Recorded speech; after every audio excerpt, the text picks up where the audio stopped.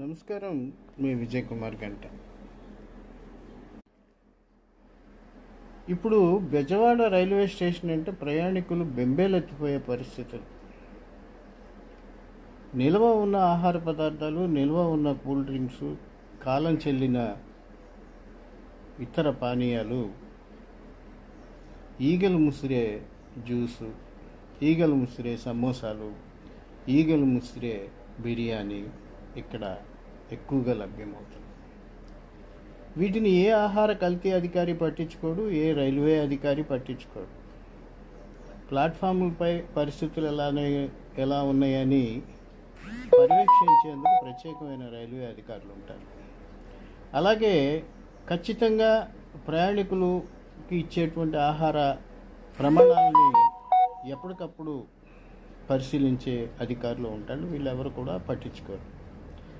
దౌర్భాగ్యమైన పరిస్థితి ఏంటంటే, విజయవాడలో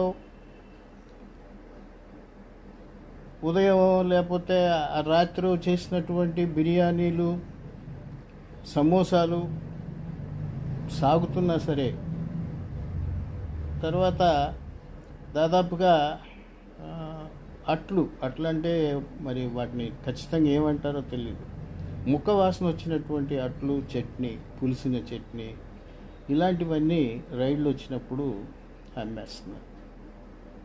వీళ్ళని అడిగేవాళ్ళు లేరు. పైపెచ్చు అక్కడ బోర్డు మీద పెట్టిన రేటు, ఉదాహరణకు ఒక వస్తువు ధర రేటు 10 రూపాయలు అనుకోండి, వాడు 15 రూపాయలు వసూలు చేస్తాడు. అడిగేవాళ్ళు లేరు. ప్రతి వెండరు వెనక ఓ రౌడీ షీటరో, ఓ రాజకీయ నాయకుడో ఉండటం దీనికి కారణం. వీటి మీద దాడులు కానీ ఇతరత్ర కూడా జరగవు. ఫుడ్ సేఫ్టీ అధికారులు ఏం చేస్తారంటే, ఆ రోడ్ పక్క చాలా శుచి శుభ్రతతోటి వ్యాపారం చేసుకుంటూ ఇడ్లీలు అవి అమ్ముకునే వాళ్ళ మీదకి పడిపోయి కేసులు రాసేసి, లేదా ఇంటికి కావాల్సిన పార్సిల్స్ కట్టుకొని వెళ్ళిపోతారు. అది ఒక విభాగానికి చెందిన వాళ్ళు, ప్రత్యేకించి వాళ్ళ గురించి చెప్పనవసరం. కాబట్టి ప్రభుత్వానికి కానీ, రైల్వేకి కానీ, విజయవాడ ఫుడ్ సేఫ్టీ అధికారులకు కానీ చిత్తశుద్ధి ఉంటే, అక్కడ అమ్మేటువంటి ఆహార పదార్థాలపై రైడ్ చేసి, అంటే ఆహార పదార్థాల విక్రయశాలలపై రైడ్ చేసి వాటి శాంపిల్స్ తీసి, అలాగే అదుపు తప్పిన ధరలను నియంత్రించాల్సినటువంటి అవసరం ఉంది. ముఖ్యంగా ఈ దసరా రోజుల్లో దగ్గర 200 రైళ్లు వెళ్తాయి. 2 లక్షల మంది ప్రయాణికులు రాకపోకలు సాగిస్తుంటారు. అటువంటి వారి